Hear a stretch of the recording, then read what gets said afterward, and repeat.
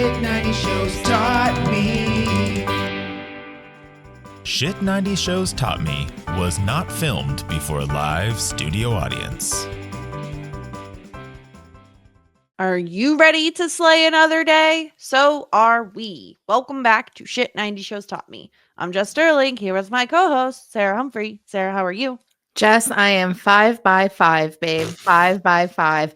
It means nothing, but also it could mean everything. Who really knows? I loved Tara calling that out and being like, that doesn't mean anything. And Will being like, I know. It means nothing. It actually doesn't mean anything. Tara's an icon this episode with an S because we are doing two.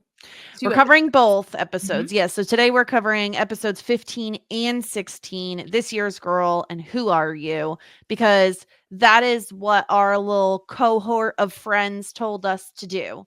And it would have sucked. It would have sucked to get the Freaky Friday at the end of the episode and then have to wait an entire week. Like all you losers who watched it when it aired.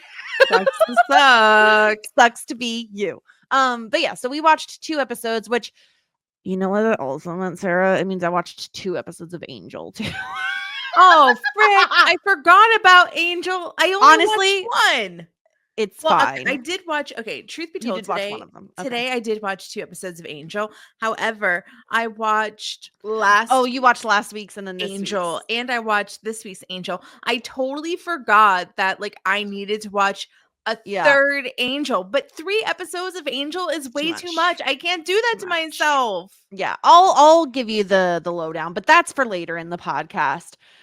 First, let's talk about these 2 episodes. Let's just say broad strokes here. Did you enjoy? I feel like you loved this 2-parter. I feel pretty confident that these are my 2 favorite episodes of Buffy the Vampire Slayer I have ever seen. Maybe by leaps and bounds. I laughed. Okay. I gasped. I almost cried. I was scared. I was happy. I was excited. I felt all the emotions and more. And I loved every single bit of it. And I thought that I loved the first episode. And then the second episode came around and I loved it even more. I only have good things to say about these 2 episodes of Buffy the Vampire Slayer. 11 out of 10, maybe 12 out of 10, maybe 100 out of 10. I don't know. Not a mathematician, but it's a lot of percentages, a lot of fractions. Happening. I'm going to throw all the fractions at you, quite honestly, because I loved it. I loved it a lot. Yeah.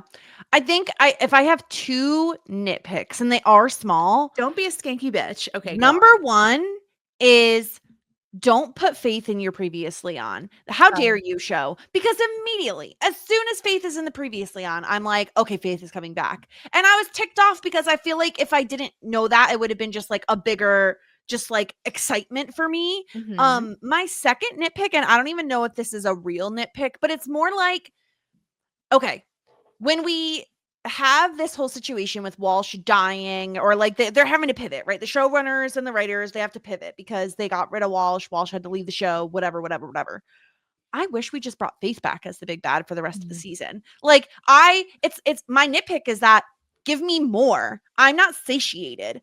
I want more Faith because I love the character of Faith. I find the her versus Buffy of it all and the 2 different styles of slaying and kind of philosophies around slaying, I find endlessly fascinating. And so to only have Faith for 2 episodes, I was like, oh man, I want more of her. So obviously I do think we'll get more of her. She ran off. She's not dead, so she probably will come back to the show. But I was like, oh man, I want an entire season of Faith as the big bad. You know what I mean? Yeah. And it was quite interesting to see her evolution, especially in the second episode. I don't really know where Faith's head is at the end of the second episode because we'll get into it, just how I feel like she felt for the first time it was rewarding to be the Slayer, to have people thank you for what you do. It's really comes down to appreciation. And guess what? Jess and I have been saying that for an entire season now, that the reason why Faith turned bad was a lack of appreciation from her peers, but also I guess, like, just the world. So I think part of it is just like she's very lonely. And that was just Mhm. made so evident in these episodes that like she is so supremely lonely and tries to put up this front of like, no, I'm meant to be this way. And like, no, I'm not. This is just how I am. Like, and Buffy just doesn't get it or whatever, you know, like she just doesn't enjoy slaying like I do. But ultimately, she just seems very sad and very lonely. And it is really tragic because well, we've talked about this before, like when we had the Faith storyline of like, this is a route Buffy could have gone down. Like you can kind of see how each of them landed on these paths, you know?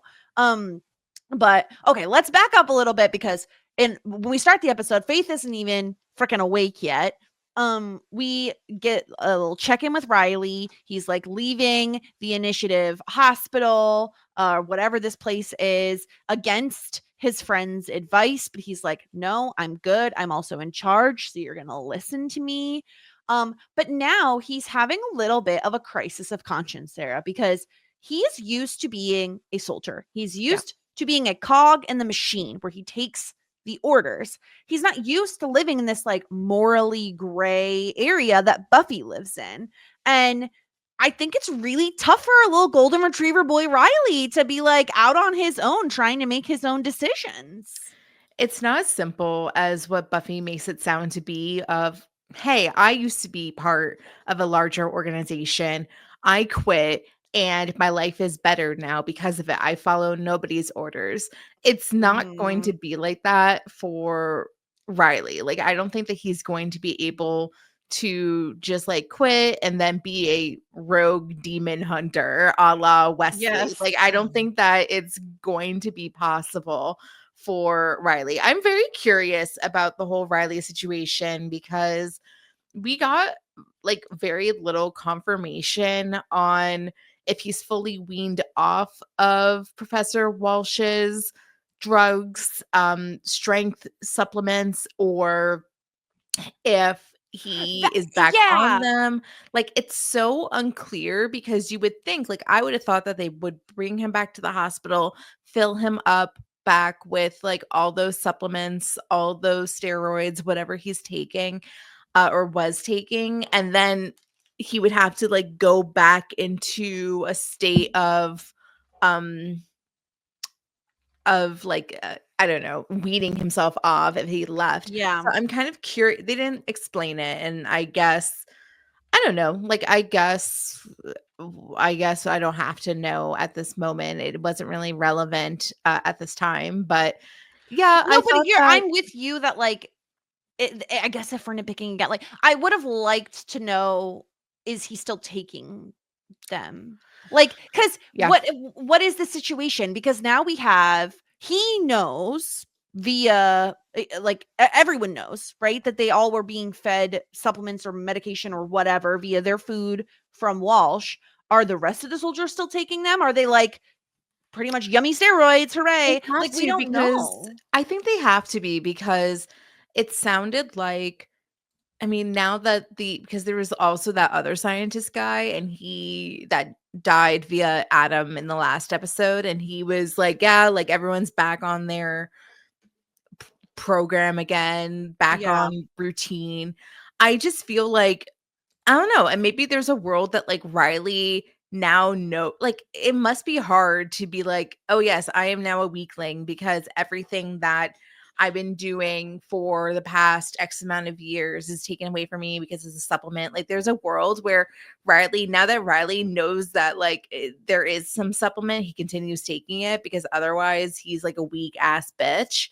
But I mean, Yeah. I'm not quite sure. It doesn't really It matter. seems It like doesn't. he is taking something though, because he says, "Oh, like yeah, definitely whatever she was giving us made us stronger. Like I'm healing up nicely." Like in my Mhm. opinion, that means then, well, he's taking it again and he's healing faster. But maybe not. Maybe I'm just like reading too much into that. You're right. It doesn't matter right now, but it certainly is something that I'm thinking about Yeah. because it's like, and I don't know that the show is ever gonna answer that question for But us. it's Buffy the Vampire Slayer, so of course they will. Like, this is That's not what other Yeah. lesser shows wouldn't. I'm hoping that they will explain it. Yeah. But either way, Buffy and Riley are like back together. And he wants to help, but of course he's still injured. So Buffy is like wanting to kind of have him on the sidelines a little bit. Especially when they hear that Faith has escaped. So we start the episode like in these dreams. We're in like Faith's dream world, and in her dream world, Buffy is the enemy. Buffy is the bad one. Buffy is the one who stabbed her and like is chasing her around. Buffy kills the mayor in this dream, and the whole thing with the graveyard was so creepy, where like Faith falls into an open grave. Buffy jumps in, and then only Faith kind of climbs out, and that's when she wakes up. It's pretty cool because it's all about perspective, and I find these types of things pretty interesting. It's the old saying, like, everybody's the hero in their own story. Like, everybody is living, like, there's not a lot of people out there that are like living day to day being like, I'm the villain, like, I'm the bad guy here. So she genuinely thinks that like her and the mayor were doing some sort of like great justice for the world, or whatever propaganda was spewed from the mayor. Like, and she really sees her story as Buffy is like ruining her life, or ruined her life, or is trying to stop over some her. guy over some guy that was over some vampire who she's not even with anymore. Like, I can't imagine being Faith waking up in a hospital. We're gonna look past the fact that her muscles should have atrophied in 8 months, but she's a Slayer, so she's strong. It doesn't matter. She can stand right up. And it's been 8 months. It is February. And the first person she runs into, she finds out that, like, oh, yeah, Sunnydale High is no more. Like, you missed the graduation. It like exploded and the mayor died. And so she's finding out from some stranger minutes after she woke up that the person that she saw as a father figure is dead. Like, that is so sad. I don't care how you feel about Faith, whether you think she's like the worst villain on the planet, whatever. Like, that is horrible to wake up alone in a dank ass, empty ass hospital room. No flowers, no cards, no indication that literally any human being has visited you, right? Like, I'm sorry. If I'm in a coma for 8 months, first of all, just put me on my misery. But second of all, like, what if I wake up and no one's there? That's so sad. It's pretty sad. I don't know. I don't really know who would come and visit her besides the mayor, but that's like besides the point. That's the point, though. That's the whole point, right? That's the point, yeah. Is that no one would visit her because she doesn't have anybody. Yeah. I will say she was placed in a hospital that had a great like God, what's the word? I like blanked. I fucked up the joke. It doesn't even matter. Wow. Well, physical therapy. It's not. Oh yeah, because she didn't atrophy at all. They were exercising her legs left, right, and center. Yeah. It would have been so much better of a funny joke if I actually remembered the words physical therapy. But whatever. I'm a horrible comedian. Not even. No, it's fine. It's a Monday. People the Mondays are Mondaying. Yeah, so it was pretty sad, I guess, but then also she's like pretty evil, and the hospital is stupid. They really should have had proper security, and I really don't like that they were blaming that one nurse, because literally she just came into her shift. She just clocked in. This woman has been in a coma for 8 months. Why would they think she'd just get up and walk away? They have no idea she's a Slayer. They just think she's a criminal. So, like, this is ridiculous, but Faith basically knocks out the woman she talks to, steals her clothes, and leaves the hospital. And then some random demon delivers a VHS from the mayor. She just kills this demon. She didn't even ask questions. She's just like, boom, dead. She was like, I have a message for you. It's kind of like she literally killed the messenger. She literally killed him. If he was like, hey, I have a message for you from the mayor, instead of being like, hey, I'm over here, got something for you, buddy. Like, do you want to know it's a secret message? Like, he was dawdling. We have to get straight to the point, you know? If he was like, this, if he's like package from mayor, that's it. Like, that's all I had to say. But I guess he Chuck didn't. it at her and run. Exactly. You should. She's Yeah, I mean, it's a terrifying. VHS. It'll survive. Yeah. Yeah. Yeah. I love that the mayor left her a little tape. His cameos gave me life, Sarah. Like, truly, I appreciate the mayor as a villain more now with like hindsight. And I think his little picnic cameo with the snake and then also his cameo on the VHS, they were just so good. Like him just being like, well, if you're watching this, I'm dead and you're all alone. Yeah. Jeez. I mean, he's really funny. I mean, he's no Daddy Vamps. I firmly believe that. Oh, well, I mean, with all my heart. Man on my poster, you know, only one man. The myth, the legend. With fruit punch mouth. So, no, the cameos were really great. I really did like the dream sequences. I think that it was a good perspective to see what is going on in Faith's mind, especially because like it's not like Felicity where we have like narratives or there's no voiceovers to tell us how they're feeling. Yeah, so it was a really interesting tool to show you like how Faith perceives all of this, and of course she's going to come out with a vengeance because the very first thing that she hears is that the mayor got killed and that she's truly all alone, and she has been in a coma for 8 months because of Buffy stabbing her, because of the blood that's needed for Angel. So she has a grudge to hold. Yeah. Understandably so, I suppose. Especially because the first thing she sees, like even prior to getting the VHS, she like does a little sneaky moment on the Scoobies. Yeah. And she's like expecting, I assume, to see Buffy hanging out with Angel and all this other stuff. And she's like, who the fuck is this guy? Who's this blonde guy she's hanging all over? Dweeb over here. What the actual fuck? And it's like, and she's probably thinking like, all for what? And on top of that, she's also thinking like, if I wasn't in fucking a coma for 8 months, I could have maybe stopped Buffy. I mean, I don't really think she could have, but this is probably what she's thinking. I could have saved the mayor. I could have done something. She took that away from me. She takes everything away from me. She is like, is the Slayer. She's the one and only Slayer, as she says later. Yeah. She has all the friends. She has a mom. She has a support system. She has a Giles. And the one thing that I had, the mayor, she took that fucking away from me too.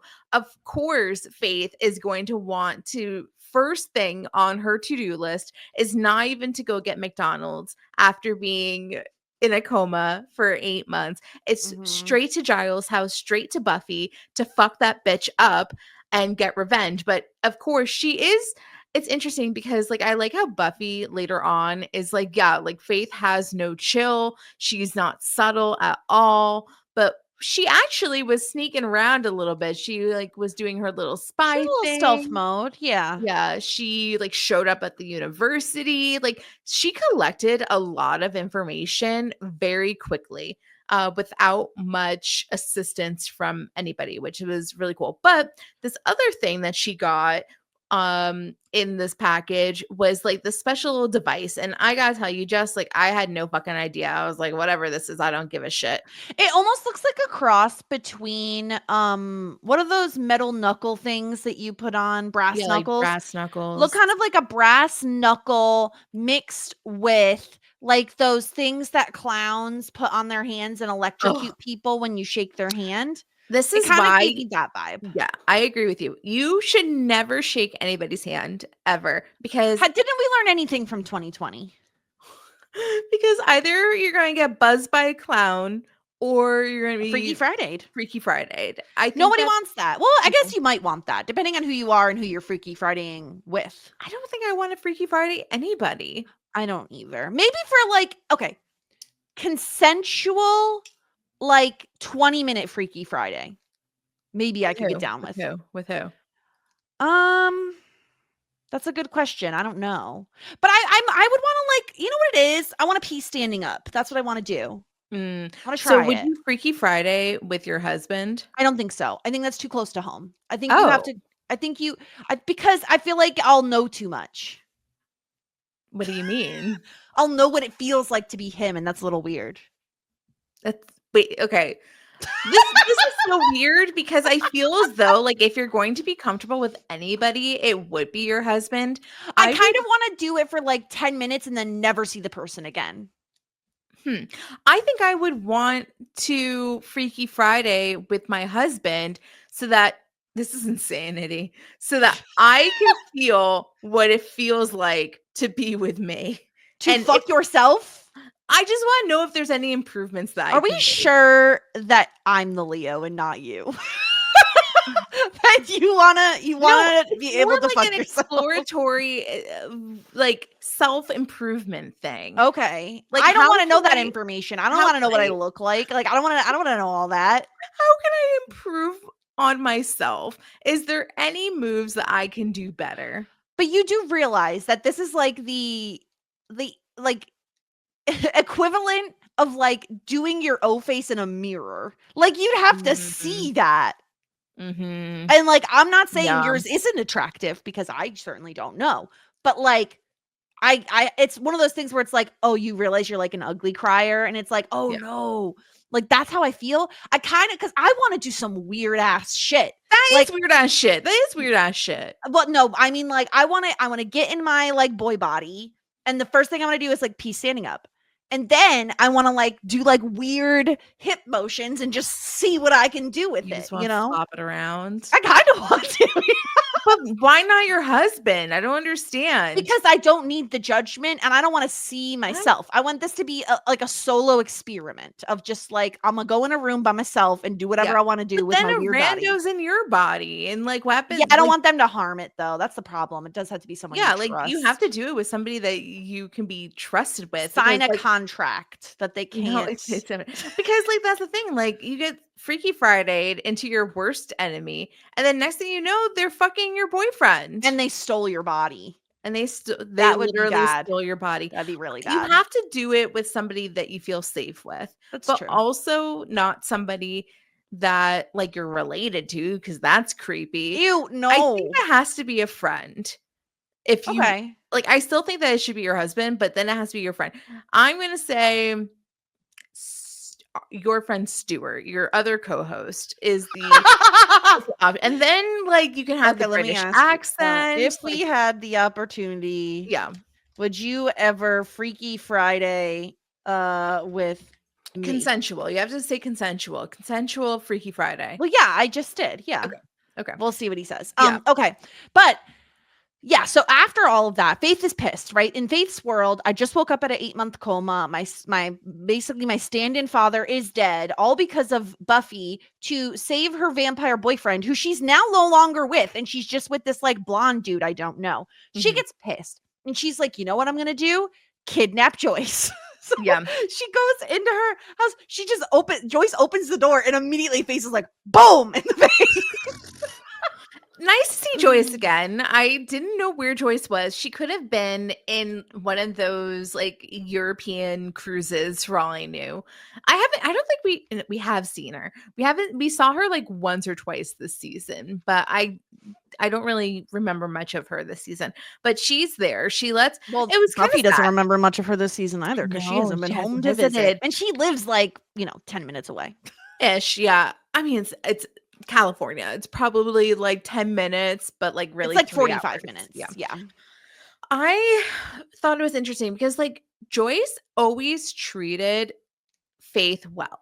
Like she was like pretty much like the only one inviting her to dinners, like giving her compliments, but also Faith really chained her up, stole her lipstick, and was like giving her a real hard time about her Harlot daughter. lipstick. Harlot, the harlot That's red. the Yeah. color. Yeah. A nice deep red. I think I have a red lipstick, but I don't think it's harlot colored. So she is basically just like negging Joyce because she's like, Buffy doesn't visit you. She doesn't give a shit about you. That's what she does to people. She uses them and discards them. That's your daughter. And I don't really know exactly what Faith figure that eventually Buffy would come to Joyce, especially if because at this point Buffy knows that Faith has escaped. Obviously Buffy thinks that she's going to go after her loved ones. She didn't realize that Faith was really just like outside the terrible, like you would think that she was better at like scouting or like being observant, but she's not. And yeah, like Buffy does figure out that through the window, like a like, girl, badass. this is your mom's house. Like, just like sneak in through the front door. No, we have to be stealthy. So she comes in through the window, and then we are kicky, punchy, and it seems as we're breaking though everything in our mom's house, by the way. Coffee table gone. French doors fucking smattered. Gone. Everything is gone. Everything is broken. You broke the dining room table. You broke all the fine china. Everything is broken. You know, it's better than somebody else's house. I think so. I think so because I hate it when we're just breaking random people's shit. So we are breaking everything, and all it takes is one handshake. We do, once again, no handshakes. Don't do handshakes. Yeah. And then all of a sudden, it's a Freaky Friday. And I yelped when this happened. I was like, we're doing a Freaky Friday thing?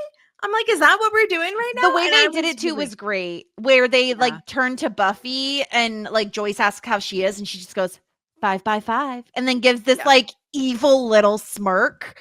Yeah, it's brilliant. It's great. I was so jazzed, like you were. Like I was like, we're doing Freaky Friday. This is so fun, especially really because it's getting to see Sarah Michelle Gellar and Eliza Dushku like do the reverse, like play each other. Was so fun. They both were very good at it, like very good. I think that if I had to like pick one person that was more of a standout, I think that Sarah Michelle Gellar really nailed it with the mannerisms and just the way that she said stuff. Like it was very, very believable that like that was Faith under there. But I do think Elijah Douchecaboos did Labubu. And I think like if I'm thinking of specific like lines or moments when I felt like it really was they were standouts, I think Eliza Douche whatever when she's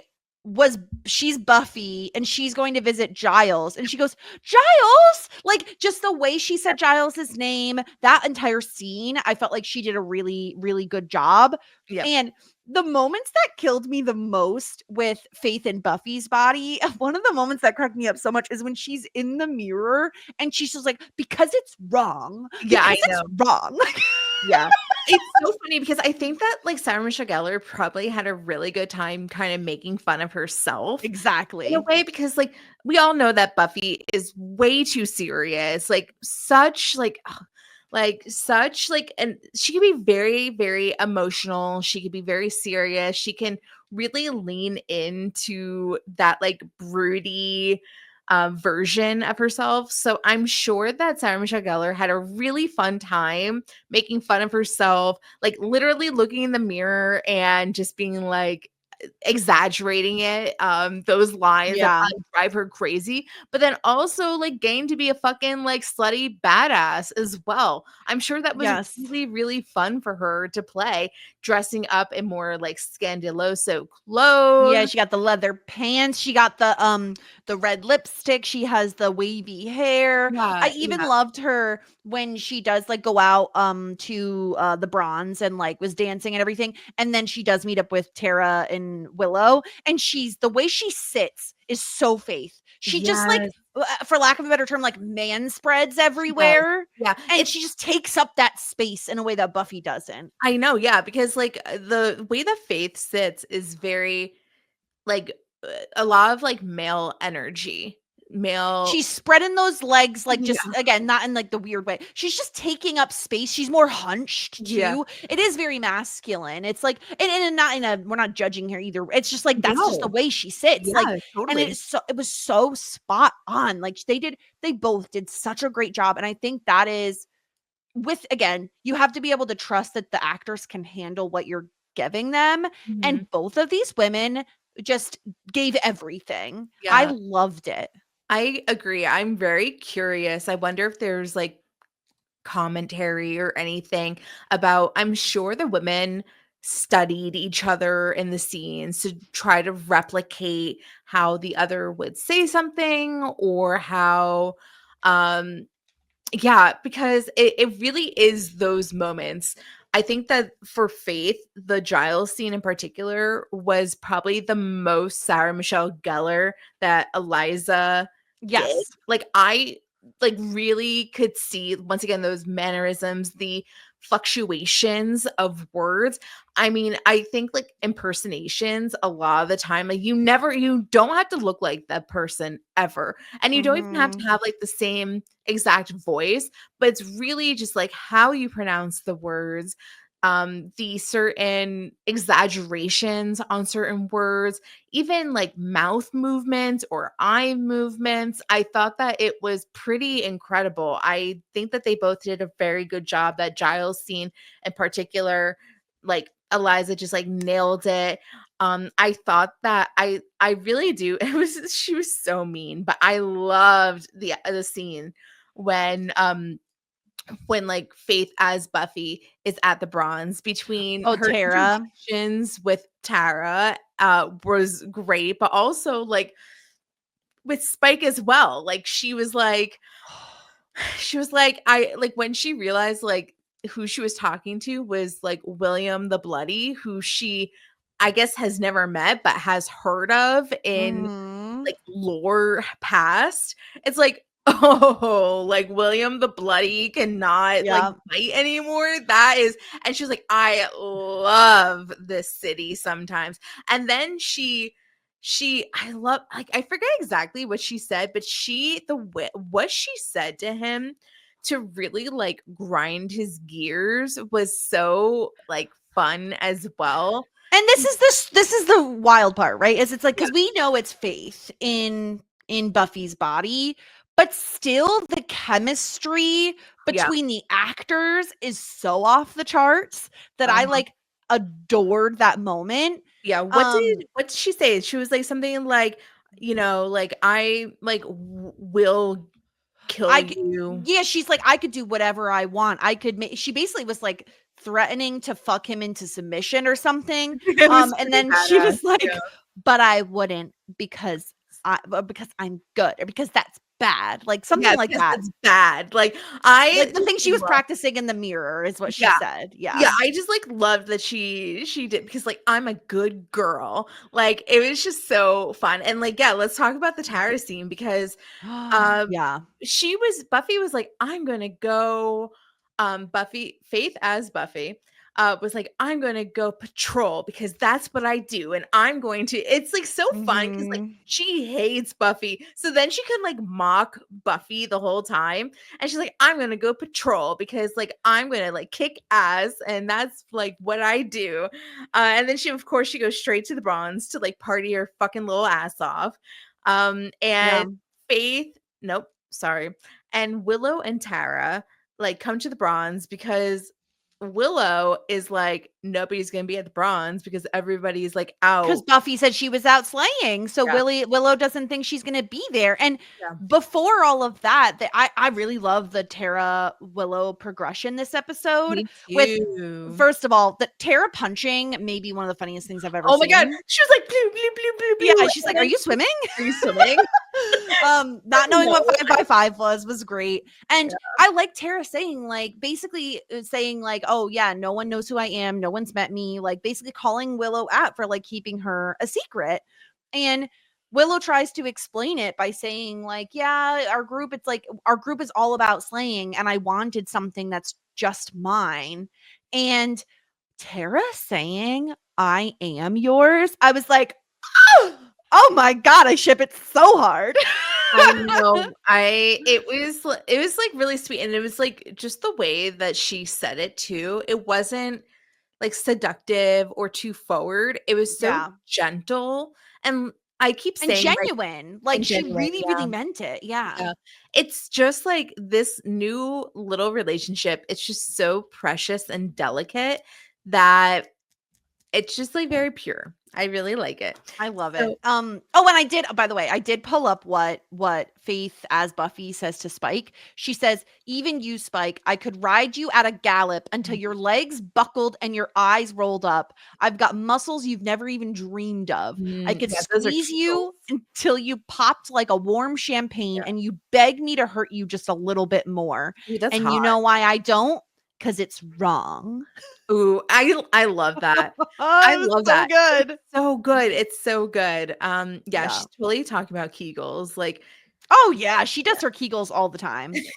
all the time. How long is she? Yeah. This is an age before cell phones, before anything. How bored must you get slaying? You know that's when she does her Kegels. Absolutely. Yeah, Yeah. she's probably doing, like, 10 reps of 15 or something, I don't Yeah. know. Yeah, Um, very strong. okay. So Tara and Buffy meet, but Buffy is Faith. And this is what I really thought was so interesting about this episode, that like, because Buffy has talked to Xander, Willow, Giles, Anya, all these people at this point. She didn't even know Anya's name. And I love her being like, "Oh, good, I've never met you, so I shouldn't know your name, Tara." But she's really mean to Tara. Like, first of all, bi queens recognize bi queens. And so she's like, "I know you and Willow have a little something, something going on. Like, I Mhm. see it. I know what's up." Mhm. And she's really mean to Tara. And Tara is like, "That bitch ain't Buffy." I really loved it. It was, I mean, she was like being a nasty little bitch. Like, she brought up um Oz, I forgot his name because he's just so useless. Um and she was like, I don't know, she was like just being really nasty to what exactly, you'll have to pull up what she was saying to Tara as well, because there was these lines were just like so vicious but so entertaining as well. Yeah. That's why I really loved it. Yeah, and I thought it was awesome that Tara just like spotted it right away, and she was the only Yeah. one, and she brought Willow back to her place and was like, she was like, "That's not your friend." And she Yeah, basically, because what Buffy says is, she says, like, "Oh, you guys been hanging out a lot lately, huh? So Willow's not driving stick anymore. Who would have thought? Mhm. I guess you never really know someone until you've been inside their skin." And Oz is out of the picture. "Oh, I've never seen two people so much in love. She couldn't get enough of little old Oz." And then Tara stutters a little bit, and Buffy makes fun of This was, that, yeah, that which this really hurt my heart. I'm not gonna lie, Sarah. Like, it felt like someone punched me in the heart, yeah. because I hated that so much. Like, I really hated it. Ugh. That's what that I think like stuck out as like the really mean thing was like Tara was stuttering and she's like, "Are you gonna spit that fucking sentence out anytime this century?" Yeah. Not exactly like that, but pretty much like that. And yeah, that was pretty nasty. I don't like it when people are making fun of things like stutters, like, Yeah, it's nothing she can help. It's like, oh, it's just so frustrating to watch her do that, because it was just like, "No, be nice to her. We like her." yeah. Well, I really did love that Tara was able to clock it immediately. And the reasoning is like, yeah, because she's such a good witch, unlike Willow, she said, "I can detect energies," and Buffy's energy was just really disconnected to herself. And Yep. they were on like different frequencies, like something along those lines. And Willow was like, do you think it's like a demon, or like, what do you think it was? Is it hyena energy? Because that's really fucked. You don't want to go The there. hyena energy thing Yeah. cracks me up too. Yeah. And she was like, "I don't know." And then they're like, "Okay, we're going to do something witchy to figure out what the frick is happening." And this orgasmic scene of the This was witch crazy. circle. This, like, yeah, the witchiness. So basically, like, Tara says she has to be her anchor or Mhm. whatever. Yeah. And yeah, she has to be her anchor. And so there, she's like, "You have to trust me." And she's like, "I trust you." Oh, And then it was hot. Yeah. it's all very like, ah, like they're like, "Come on now." They're I like, I loved it, and the so music much. that they played at the same time, it was sexy, it was hot, It was sweet. Like, this is the sort of witchy stuff that I really, I just like this, like, practical magic, like, sisterhood type of magic type of thing. Like, I really like it. I think that, like, Willow having a Wicca partner is what she needed, especially because she can't do fucking magic on her own because she sucks ass. Because Tara, we know, is a much stronger witch than her. She's a real witch. If Can I just ask like a very simple, real quick question? If Willow knows how strong of a witch Tara is, why the fuck is Rat Amy still Rat Amy? Why is she not human Amy at this point? It's going to be a project. It's going to happen. It's going to happen soon. I just think that Tara is the type of person, I think that she's very embarrassed of her powers. So she downplays it a lot. Like I think that there's like probably like a source of shame. Like maybe we know her mom's a witch. Maybe her mom went to the dark side. Like who knows? There's something she's hiding because we saw her put the magic dust underneath the rug. Yeah. There's something going on. But I think that she's very like, she likes to make herself seem small. Like she doesn't like being in the center of attention. She's an observer. Yeah, I think it's interesting that she lets Willow lead with the magic stuff and is like, oh, like tell me how this works. But like I feel like she knows. Like she knows how to do it. Yeah. I feel like she downplays herself, makes like Willow out to be like the leader when in reality, like she has all the talent. I think it's like pretty cool. I don't know. So they figure it out right away. They know exactly what's going on. They know it's like some sort of something. And they're like, she could sense that like Buffy's energy was off, and so she's like, okay, we have to do this thing, and that way it opens things up and whatever, we can get them switched back. But they found like some sort of glowy thing. Oh yeah, they had a glowy thing. And meanwhile, I have to talk about the Giles and Xander moment where they bump into Spike in like an alleyway, and they're like, Faith is on the loose. You've got to help us. And he's like, I hate you guys. Like, I'm not helping you. In fact, if I see her, I'm going to help her find you. Yeah, I hate you. But he doesn't. He doesn't hate them. I mean, he definitely hates them. He hates them a little bit, but it's not going to last forever. But we've said so many times before that the opposite of love is not hate. It is apathy. He feels things for the Scoobies, which means we're one step closer to them being besties. So, and yeah, Spike is very pissed off after the encounter with who he thinks is Buffy, but is actually Faith. And he's like, chucks a beer bottle at the wall, and I love when he pushes the people out of his way, and then he like grabs his head because it hurts that he shoved a human. So meanwhile, let's go over and talk about Buffy in Faith's body for a minute, because all of a sudden the Watchers Council is like, hey, let's do our job today, friends. Yeah. Guess who comes around? Guess who's finally taking responsibility? They're like, we are here because, okay, so this was what I found interesting, because earlier you said nobody knew that Faith was the Slayer. That nurse knew because she calls the Watchers Council and goes, hello, Watchers Council, she has escaped. So they come, they first meet Giles. They say, Giles, we're here on official business meeting stuff. That's how Giles knows what's happening.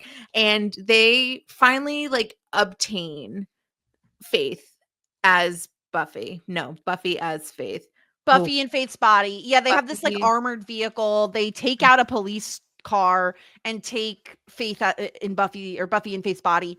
And like, here's the thing. We've been new, Sarah, since day one, minute one of this podcast. We have been anti-council. We said, get a union, get health insurance, get better rights for yourselves. I've never felt so good about us saying that than watching these motherfuckers treat a prisoner that, like, the way they treated who they think is Faith. They like hold her captive. This motherfucker hawked a loogie on her face. That was pretty gross, but also it was dripping. It was worse than the Hamilton moment, Sarah. Alexander Hamilton? the King George when he spits on the in the Oh, are play. you talking about Jonathan Groff's I am. spitting issue? Yes. Okay, what a deep cut. Did you just see the size of that loogie on her face? Like, it was so disturbing to me. This was at point blank range. Like, this wasn't even like, oh, I'm gonna pretend to spit in your general direction. Bitch was 3 inches from her face. I know that we're not supposed to treat criminals poorly. Like, we're probably not supposed to spit in their face. You But definitely are not. It's just like so demeaning. obtaining faith and like using force, I don't think is a bad idea if it really was Faith, because she is a sneaky ass criminal and she's already escaped from them before. But did you have to cause a car accident? Probably not. Like, you injured, I'm not trying to defend cops here. We all know that. But like, you're injuring people, you're holding her captive. And then when she is smart enough to like get one of them, they're like, yeah, but we signed shit on our way out. And like, if something happens, it happens. We're not going to save our friend. Like, go ahead and fucking kill him. Well, it sounded like we use the little people to, you know, deal with the criminals, and you know, he's that guy, that dude is disposable. And Buffy was like, oh frick, like I don't really want to kill a disposable person. Well, then also I was interested in like after she takes the guy hostage, the other two are having a conversation and talking about some sort of like contingency plan. And I'm like, what is the contingency plan? Are they just going to kill her? Like, she's not even getting due process. Like, I understand they are in the UK, but like, the fuck is this bullshit? Like, she has a right to a trial and an attorney and all this other bullshit. But no, they're just going to fucking offer. And why does she have a right to an attorney? Because she's arrested. Not by cops, by I know, but like, this is bullshit. You know what it is? I see people that are pretty much cops that are white men on my television screen, and I'm just like, get the fuck out of here. Like, in actuality, they were kind of just doing their job. Like, the Watchers Council does suck, and they're not listening to her that she's actually Buffy. But if it was Faith, she deserves to be taken back to the UK. She is a criminal that was trying to explode all of Sunnydale. Do you think they're going to take a ship all the way back? No, they couldn't have, because they got there too fast. No, wait, did she even get there? No, they just held her hostage in town. They would have taken a ship because they would have had to go to the docks for sure. My favorite point of there's no way that would be such a wait from California so long to England. That's so long time. What else are they gonna do? A armed plane? What are you talking about? This is not 1776. There's fucking things called aircrafts. What are you talking about? One of my favorite moments of this whole section was when Buffy as Faith does actually escape, and she steals their armored car, and this fucking idiot moron is like, I'm gonna shoot bullets at an armored car. What did you think was gonna happen, you dumb fuck? Well, and it was that, and then also I was like, Buffy does not know how to drive. We all know that she's basically she's a virgin who can't drive. So I was like, how is Buffy getting there? But Buffy drove all the way to Giles. That is where she's like, and we talked about this scene earlier. It was really great. It was really great to be like, to see Eliza Dushku act as Buffy, and like just like once again, like there's the mannerisms, like the wide eyes, like the big like pleading puppy dog like eyes, like you have to believe me. She does this like little hair flippy thing. I love the who's the president? We're checking for Buffy, not a concussion. If you had to this is like the biggest trope in like TV ever. I've seen this a billion times. But what is one question that you should ask to make sure that it's me? I would ask you to name as many types of tomato as you could. Oh, okay. I just like, but once again, I feel like what happens if the criminal is just really good at knowing tomatoes? Are there a lot of people that are really good at naming tomatoes? Yeah, I think it has to be something that has to do with like experiences that you've done together that a lot of people don't know. Okay. Like, I think that what Buffy did was like, hey, like I know what my mom was thinking while you guys were having sex. Like, I think that was the move that clinched. Yeah. Yeah, we'll talk about that in a second because I have thoughts. But let's see. I don't know. What would you have to ask me? I'm trying to think of what I would ask you. I think it would have something to do with the podcast for sure, but it can't be anything that's on air because someone could have listened. Yeah, I think that it is going to be something in your personal life that I'm thinking that's very specific that I don't think you share with a lot of people that we Oh, okay. obviously wouldn't share here. Yes. What if you could probably expose my shit because I say a lot of stuff. I think one thing I could do is like ask you ask you to sing the States song and see how mad you get. And if you got mad, then I would know it would be you. Yeah. Because the other person would be like, what are they talking about? Yeah, that's true. That is some bullshit. See? You're already mad. I can tell.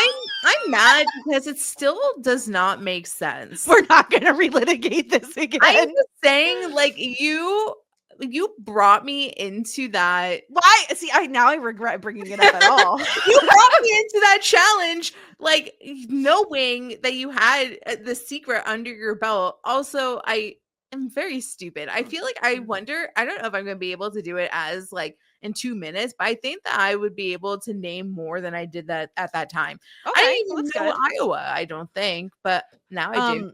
Did you Google what a stevedore is? Is it a horse? No. Oh, no, I don't know. And this makes me want to gag a little bit. No, so a stevedore is a person employed or a contractor engaged at a dock to load and unload cargo. That is the equivalent. He fucks like a stevedore. Does that mean he's loading and unloading cargo?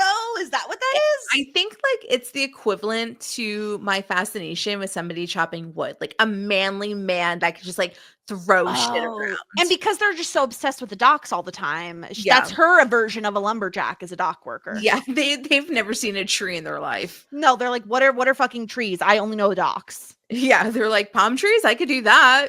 Yeah, like nobody's chopping up palm trees. What's the difference between a stevedore and a longshoreman? Huh. Thank you, Google. Obviously, that was my natural next question. So luckily Giles then believes her after she talks about her mom saying that he was a stevedore in bed, or I think she read her thoughts or something like that. Well, a longshoreman works primarily on the docks. So, though that's the difference. He's a longshoreman. Very long. And luckily, this is the same moment that like Willow and Tara walk in. They're like, "Yeah, we already been new. Like, obviously, we know who this is." Behind. Yeah. Okay. I'm trying to think. Oh, the only other thing we have to discuss with Faith as Buffy is the Riley encounter. Oh yeah, this was okay. So this was okay. Is it cheating if it's a Freaky Friday? I don't think so. I hope that Buffy doesn't like hold this because like there's no way that he would have ever known. There's no way. Mean, there were signs, but I think those signs could also just point to like this person's going through something or this person is drunk. Like she shows up in all leather and wants to fuck you doggy style. Okay, Riley doesn't even know that like this type of supernatural stuff actually exists. Like he would have like never like he would have thought of a million excuses or a million reasons why Buffy was acting weird. And I think like she got Freaky Friday with that person that was mentioned twice in the last week, but never before. And I love him being like, who's Faith? In that scene. He was like, oh, wait. Yeah, that was, he was like, I don't know. And like, you know, Buffy like barely explained the whole situation to him. So like, I really don't blame him. Like, yeah, I think that I would have thought that Buffy was like drunk or something. I would have been like, but so, okay. So she comes in with her like crazy ass hair and her leather, and she is being very dominant. And I love Riley. I would die for Riley. The entire episode, I was terrified with my entire being that Faith was going to kill Riley. Like I convinced myself it was happening. I was so close to spoiling myself because I was so anxious about it. Thank goodness I did not. But I was convinced. Like, I was like, she's gonna kill him. Because like she said earlier that like, oh, like, I need to get like revenge. She's gonna go after like the people that I care about. I just like thought Right. that all signs were pointing to Riley was going to die in these couple of episodes, especially because of like, I don't know, like how the fact that like Riley was like, "I love you" to Buffy, the first "I love you." I was convinced that it was going to happen. It did not. I was like on Amazon trying to find a veil that compares to this one. So wholeheartedly, I would have. It would have been terrible. It could still happen. I'm sure He might still die, but I love that. This is what I love about Faith, that she is all about the like psychological torture. She's like, I'm not going to kill your boyfriend. I'm going to fuck your boyfriend. Yeah, I do enjoy that better. And like my husband was like, there is no way that Faith is going to kill Riley. He thinks, and it's probably true, that Adam is going to kill Riley. I could see that happening. I could see that. Where Riley like sacrifices himself or something. Oh my God. But Baby angel, perfect face. So so he should have known, because the fact is that Buffy came in and was acting like a horny ass freak. Like, yeah, Faith fucks like a monster truck. She like Faith just fucking mows shit down. She's like doggy style, reverse cowgirl. Like, I'm gonna suck your dick clean off. Yes. And Riley is, I hate to say this, but Riley makes love. Yeah. Well, Riley is a gentleman. He fucking I can't. I was like, he had a Game Boy Advance. He had me. And then he said the thing that he said about like pretty much just making love, and I was like, ick, nope, goodbye, thank you. So like the thing is that my guy Riley, he thinks that a spicy night is when the girl's on top. He is It's so right though. He's like, I am going to have sex with my woman in the bed only. Missionary. Yeah, on the couch, wild night. It's insane. Like lights have to be off. We have to be under the covers. Yeah. Lights are off, under the covers. Under the covers. Yeah. Yeah, and it's like first soft and gentle, and then I'm going to slip it in slowly, respectfully. I'm going to say, "Are you okay?" every single time. Yeah. He's going to ask one too many times, "Are you enjoying this?" Yeah. Are you enjoying this? Like, if Prince Charming fucked, which I'm sure he does, he will do. It's the same thing. I'm going to be a gentleman. I'm going to make sure you're feeling okay. If you're not wet enough, I'm going to stop and say, "Can I finger you for an extra 5 minutes to make sure you're in the mood?" We are respectful. We are kind. We are going to take care of you. It's because he's a golden retriever. He wants to get praise at the end of it. He wants a treat, you know? A woman with Riley always comes first. Always comes first. I just had a realization. What? We've been saying Riley is a golden retriever. Yeah. You know what he has a poster of on his wall? Balls. Exactly. It adds up. Maybe he's secretly a golden retriever. He's like an animorph. Or what's that shit called? Animorphs. Well, Animorphs, but what's the one in Harry Potter where Sirius? Oh, Animagus. Same thing. Same thing. So I just like, as soon as I saw Faith as Buffy enter Riley's room, I'm like, oh no, Riley cannot handle sex with Faith. She's gonna wreck him. Absolutely wreck him. He's going to be thinking about it for the next 10 years. Then all of a sudden, he's gonna get a porn addiction because he'll never get back that moment that he had with Buffy that night. It's gonna be terrible. But hopefully he didn't get ruined too much. Oh my God. Jessica Sterling. While inside of her. Literally inside of her. I love you. What an unhinged thing to do. I don't think you should be allowed to have your dick in someone the first time you say I love you. I love it. I would come instantly. Come instantly. You say I love you, orgasm. The hardest orgasm I ever had. That is a fact and a half. I'll tell you that much for free. Instead, he made her cry. Actually, probably the normal response, and not in a good way. Ask 100 women, 99 of them would cry. I'm sorry. Like, we barely have finished having sex. Like, your dick is literally still inside of me.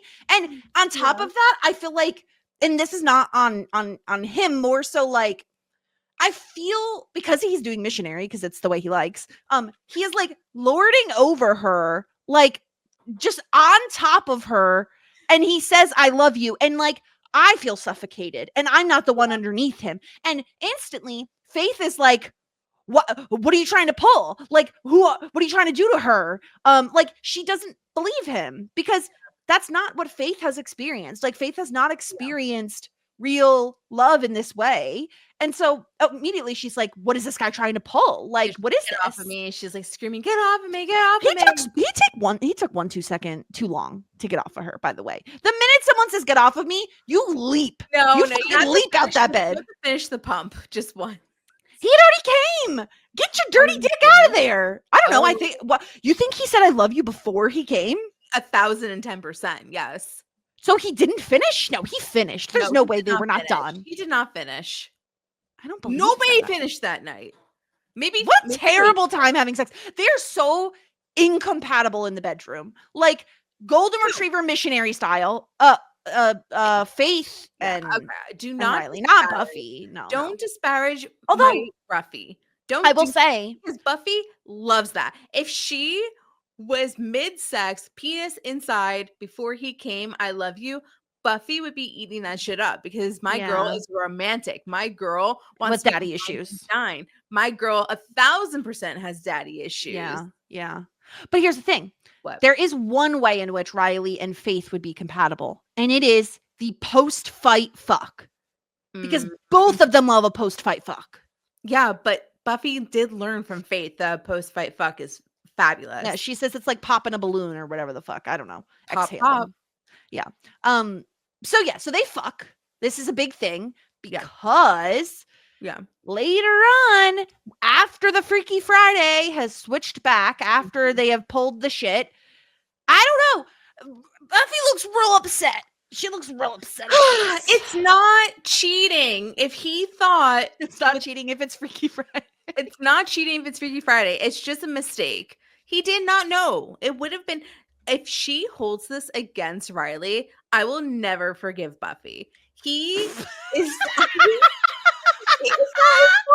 like I said earlier, he could be thinking it's a billion different things, and that would be the last thing that he would have thought of.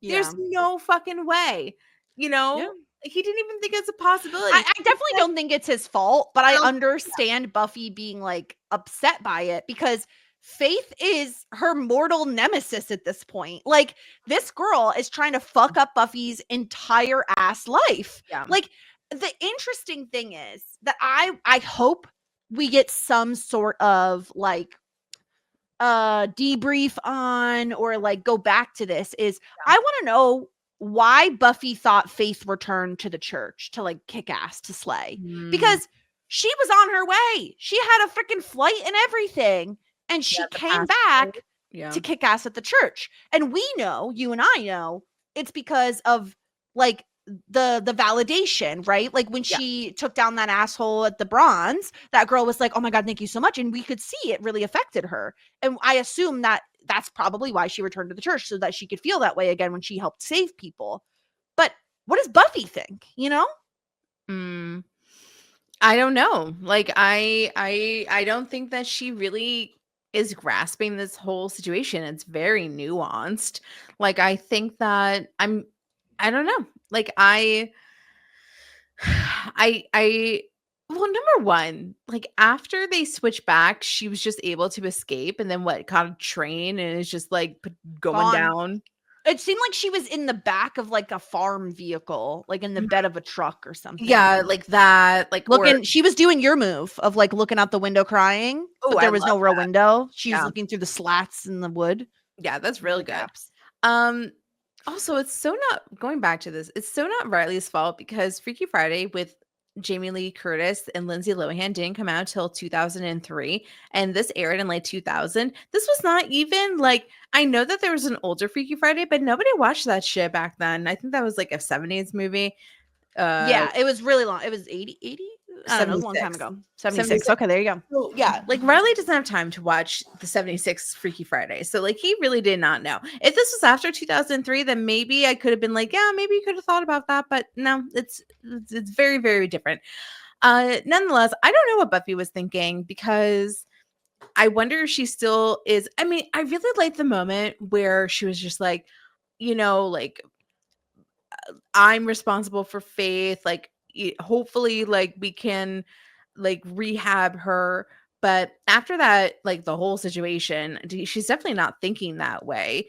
And I don't even know like if Faith is like, has let go of her anger. It's very confusing as to like what exactly is going on in Faith's mind, because now she like there was like such a big reaction after the I love you scene slash like making love scene. She like goes back to try and like kill the vampires, like the evil ones that are like, I don't know, trying to take over the whatever with Adam, the church.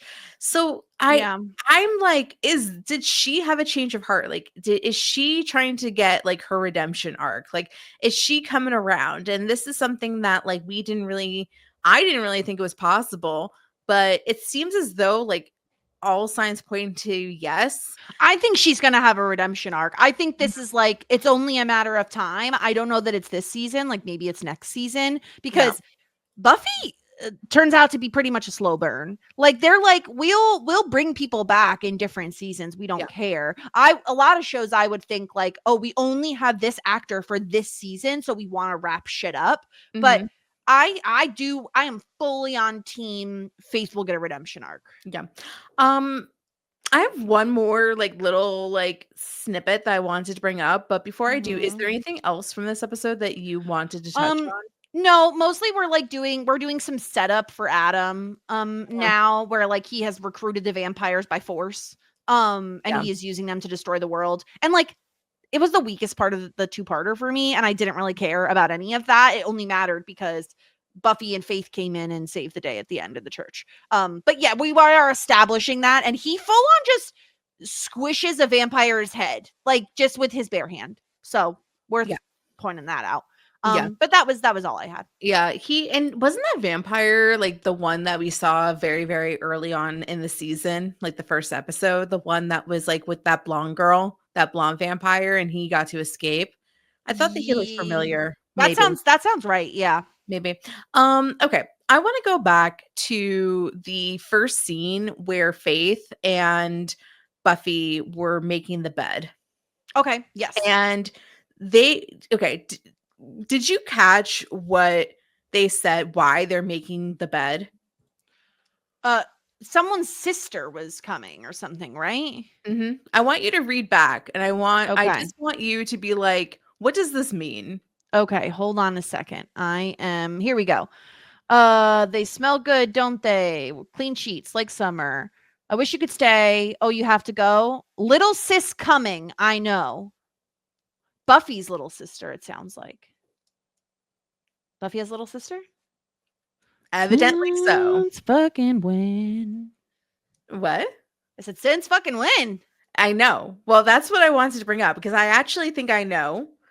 You think you're spoiled on something, or you think you have a guess? No, I think I spoiled on something. So okay, what if this is her dad's like second family or something? Ooh, okay, interesting. I don't know. Okay. Yeah, we've never heard mention of. I think that was like, I think it's weird to just be like, yeah, your little sis is coming, and I agree with you. Like, what little sis? Yeah, I think I know, but what little sis? It's like such a weird thing to like just sneak in there. Yeah, it is. I don't know who's someone's little sister, unless it's like a Slayer sister. You know what I mean? Like unless it's not like a blood relative, mom and dad had a second kid kind of thing, and more of a like your sister Slayer. Yeah. Sister. Little sis is coming. I know. So much to do before she gets here. Fucking weird. Especially, and we know, like, there have been dream situations. Like, Buffy's had, like, prophecy moments. And there have been moments where like Faith and Buffy are like connecting in a dream. So you can't just point to this and be like, oh, Faith's brain is just making shit up. First of all, this is Buffy. They don't just throw shit in there for no reason. Yeah. I mean, if it meant nothing, then why would they bring it up in like the first scene? It could have just been like, oh, my mom really wants me to make my bed. Like it shouldn't have anything to do with little sister. Yeah. Interesting. Yeah. I don't know. I watched this episode twice. But also I don't think I had the subtitles on yet, and so I think I missed that one line. Well, yeah, and also like freaking Faith was there, and it was like obviously it seemed like a dream, like it felt it had like the dream-like qualities. It felt like a little fuzzy, but also it was something that like I caught right away, and I was just like interesting that this is like what they're saying, the words that are coming out of their mouth. Yeah. Also, before we get into the Angel stuff, Cordy's Corner for the week, I did get a reply for my request to consensually Freaky Friday. He said, for his first thing was, what? And I said, so we swap bodies for 15 minutes and then swap back. And he said, only if you were under supervision, but even then, all caps, no. He doesn't trust you. Doesn't trust me. So rude. Man, I mean, no trust between podcast partners, I guess. If you wanted to Freaky Friday with me, then you could definitely do that. Oh, thank you. That's so kind. But then I get to ask Will anything. Yeah, see, this is why we wouldn't do that. Okay, are we ready for Cordy's Corner? Yeah. So we have season 1, episode 15, The Prodigal, where we got to hear some more horrendous Irish accent. However, we also got to see our girl Darla. Yeah. Okay. It was the same actress that played Darla, right? Yes. Okay. I thought so, but I just like wasn't sure because it's been a while. She looks different. I think they just got better at makeup and stuff since she was originally on. Yeah. So this was an interesting episode because like we totally, I think that we knew that Angel killed his parents, but I don't think that we knew that Angel had like major daddy issues, and he was like, Angel, Liam, you're a waste of space all the time. He's like, you suck. And like all the time he was like emotionally abusing poor and he's Angel. like, I just want to fuck some girls and go along with my life, Dad. Yeah, he's like, come on, Dad, let me have like a good night once in a while. Like, let me go out and drink. And his dad is like, go to church. This episode should have been named Daddy Issues because we also had to put up with Kate and her daddy issues. Yeah. And then her dad dies and she blames Angel, and it's really annoying.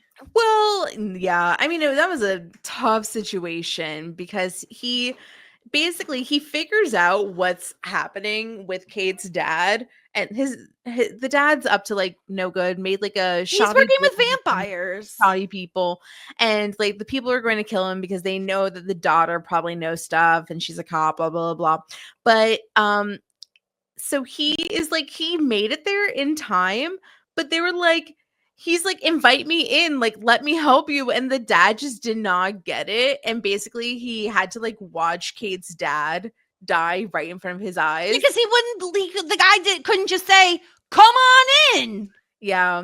Or like 3 words. Let's take this fight outside. He just had to say, Angel, you are gifted permission to enter my abode. He didn't even have to say that fancy. Well, he kept saying no. He's like, you're not allowed in. Because he's a fucking douchebag. You know what? I'm not sad to see him go. And I wouldn't be sad to see Kate go. Because Kate fucking sucks too. And she's boring. She's boring. I didn't mind her this episode. I thought that it was a little interesting, but I mean, I liked this episode of Angel. I yawned, not because I thought it was boring, just because I'm tired. It was fine. Like it was fine, I think is where I land. There was some fun, or no, sorry. I think the next episode is the one with the fun Wesley moments. But yeah, this episode was just fine. I don't know. I liked it. I like seeing the backstory. I know that the Irish accents are rough, but they're funny though. They're funny. And it was interesting to see Angel's dynamic with his family. Of course, we saw Darla as Angel's sire. Like, we hadn't seen I feel like we did see that, but we haven't seen it before. We saw a different moment. We saw the moment she like actually makes him a vampire, but we didn't see some of the other stuff we saw this Like episode. how she came across him and how because she makes him motorboat her with blood. sexy. So I Sexy vampire did things. like it because it was, I guess, missing information about Angel. I definitely enjoyed it. I don't really think Cordelia got to wear a wig. Hooray for Cordelia. Good for her. Wesley is kind of like a scientist. He found, oh no, never mind. That was the second episode that I watched, but was actually last week's episode where he was like doing science experiments and he found that fluorescent goop. That was last week's episode. Yeah. Like I said earlier, I kind of got confused because I did watch 2 episodes of Angel, but it was this week's and last week's, not this week's and this week's, which is next week's. So I got a little confused. I didn't mind the first episode. Now you're gonna have to tell me what happened in the second because it's very easy. It's very easy. Are you ready? I feel so embarrassed because I was like, I nailed it. Like I'm all caught up. I am not. It's really fine. Okay. It's called The Ring. Think of it as Demon Fight Club. Ew.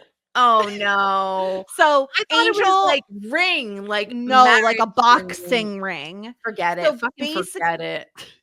Basically what happens is Angel like becomes a slave in this like underground demon boxing ring. Yeah. And Cordy and Wesley get really concerned because he like doesn't call them, doesn't show up to work. So they have to figure out how to save him. And he has on these like bracelets that essentially if you step out of the ring, you just poof, like you dust in the same way you would if you get staked. Okay. So they need to figure out a way to save him.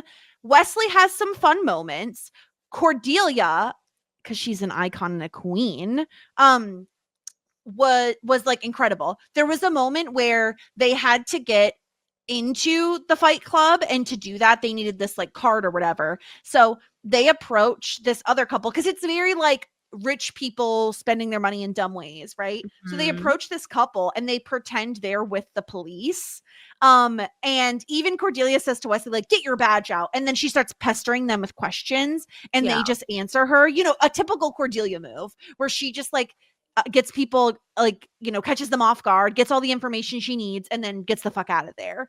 And she's even the one who also, someone else leaves one of those bracelets somewhere, and she's able to snatch it so that Wesley can kind of do like the reverse technology on it to save Angel.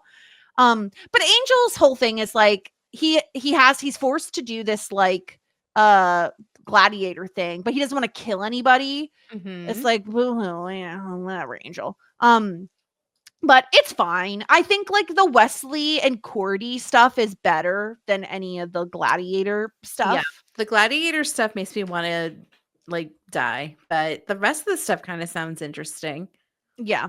I would say like if you're interested in watching, I do think that like the Cordelia and Wesley stuff is fun.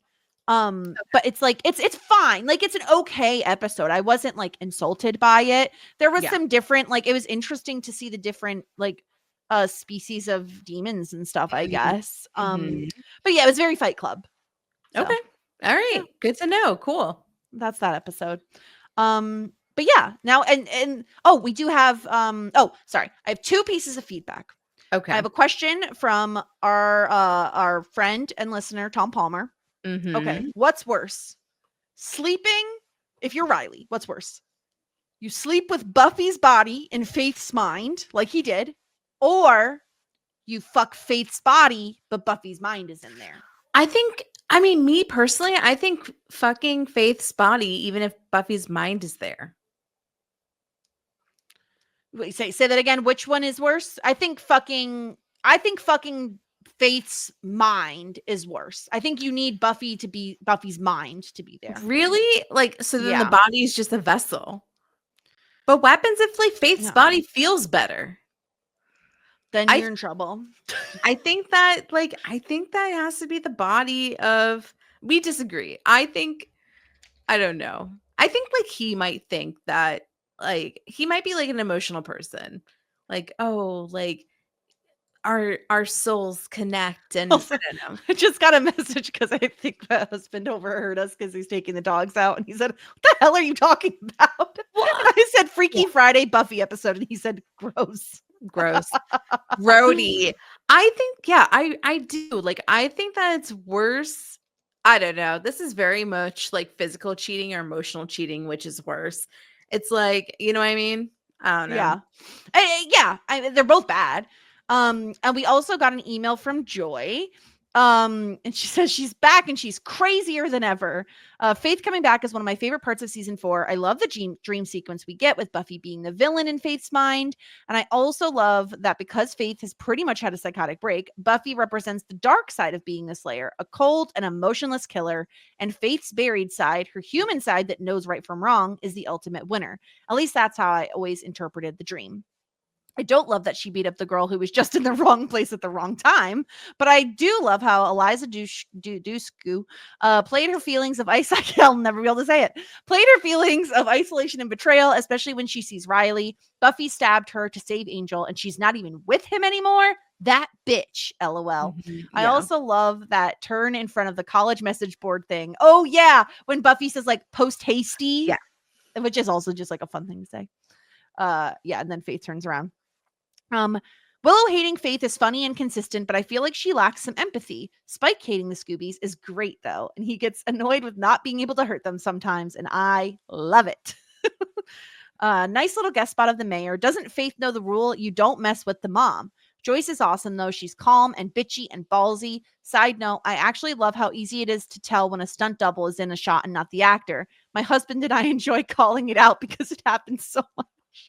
Yeah. So true though. I did notice Yeah. that as well. I don't mind it. It's camp, you know?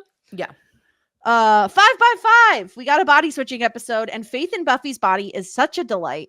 SMG has to have had a blast with this. Yeah. Faith is going to wreak so much havoc, and she does. Sleeping with Riley, calling out Willow's new and different relationship with Tara, teasing Spike because she can sense some attraction. But with Riley, she starts to feel something different. He's kind, he's affectionate, he's not just using her, and it terrifies her. Yeah. Faith has never known that kind of softness and gentleness, and it's so sad. Faith being treated like Buffy and Buffy treated like Faith just shows that Faith never had a chance. Yes, she became a killer, but even before that, she was treated differently. She wasn't a bad seed in the beginning. She just never had someone to help her step away from the ledge. Oh, I love that saying. As awful as what Faith did to Buffy, this was the best thing that could happen to her. It changed her, hopefully for the better, but it woke up that part of her that cares. She was on her way to leave, and she chose to stay and help those people. The growth in her fake, because it's wrong, to her actually believing it when she says it is so well done. The fight between her and herself as Buffy was so heartbreaking and revealing. She hates herself, and she thinks she's a monster too. Not worth anything, and makes me cry every time. We didn't really talk about that, Sarah, but I really did like that when they actually are having that fight out in the church, and Faith is like screaming at herself as she's hitting her own face, you know? Mm-hmm. The Yeah. Adam stuff is go ahead. I mean, yeah, that's really really you know, like poetic almost, that you're just like, yeah, like sometimes like the person that you hate the most is yourself, and like you have, you know, being able to take that energy out. Really interesting. I didn't think about it that way, but next time I watch that scene, I'm gonna have that in mind. It definitely felt like there's a good amount of self-loathing with Faith. Yeah. I think that's gonna just like make the scene even more powerful, which I didn't realize could be possible. So very well said. Joyce says the Adam stuff is fine. The Willow and Tara magic stuff is cute, and I love the callbacks to both the pack and band candy and earshot, but it's all about Faithy's episode, and that's just fine with me. Now for Cordy's Corner. I didn't get a chance to watch these considering I fell asleep 5 seconds after the credits of This Year's Girl last night and finished it in Who You Are this morning. But Prodigal is very Kate-centric, so it'll be interesting to see if y'all like it. I do feel bad for her. She's just a normal cop being thrust into the supernatural, but she doesn't understand the shades of gray and is very black or white when it comes to morals. I don't know if you were doing the second one since you did 2 Buffy episodes, but I liked The Ring. It's like a low budget gladiator movie, and the addition of Lila is nice, continuing the story of Wolfram and Hart law firm. What?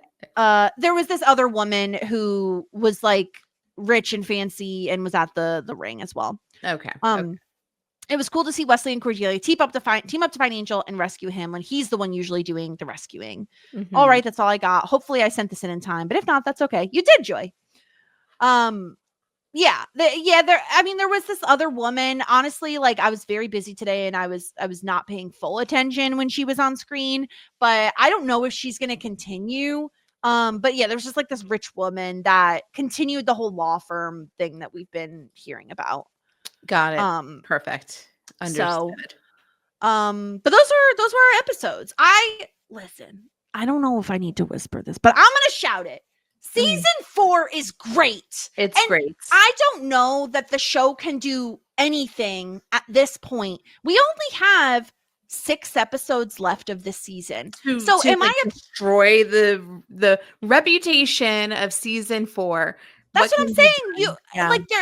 They would have to do so much to make me dislike this season, because overwhelmingly, Sarah, I think we have like most of these episodes we've really enjoyed. Yeah, there's a few duds. I will not forget Beer Bad. Okay, Beer Bad's not that bad. It was whatever. It was bad, but it's not that bad. It's not the pack bad.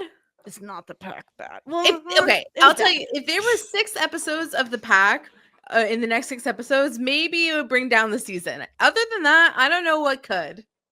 That's what I'm saying. This season is incredible. Okay. And I think people's problem with it is there's a lot of camp and there's a lot of like fun shit, but we like camp and we like fun shit. We do. And here we are loving season 4. We didn't really have that much bad to say about season 1. And that's why people were like, it's so campy. Like, we don't want you to judge it based off the first season. We like it. We're good. Yeah, it was great.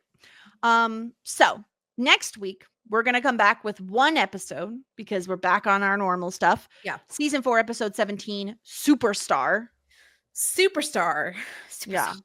Is Buffy going to smell her hands after they've been in her armpits? Hopefully not. And then Angel's episode is titled Eternity. Oh. I don't know what that means. And next week we'll be joined by AJ Mass. So that will be very exciting. Fabulous. We have some guests lined up for the end of this season. So I'm loving season 4. I'm on a high right now. This is great. We're having a good old time. Yeah, this has been fabulous. Okay. Yeah. Anything else, Sarah? I don't think I'm trying to think of anything. I don't have anything else to say. That's it. I have nothing to say. Okay. Well, everyone, join us next week for Superstar. We hope you enjoyed our very high rating, even though we didn't give one on these 2 episodes of Buffy. Everybody cross their fingers. Faith comes back soon because we love her. Sure. I love her leather pants. I just love her leather pants. Yeah. Yeah. No. Yeah. I do love a linen pant though. That's my latest love is a linen pant. Very nice for the summer. Okay. Well, we'll be back next week with season 4, episode 17. Until then, everyone, here endeth the lesson. Just ask. Shit 90 shows taught me. Shit 90 Shows Taught Me was not filmed before a live studio audience.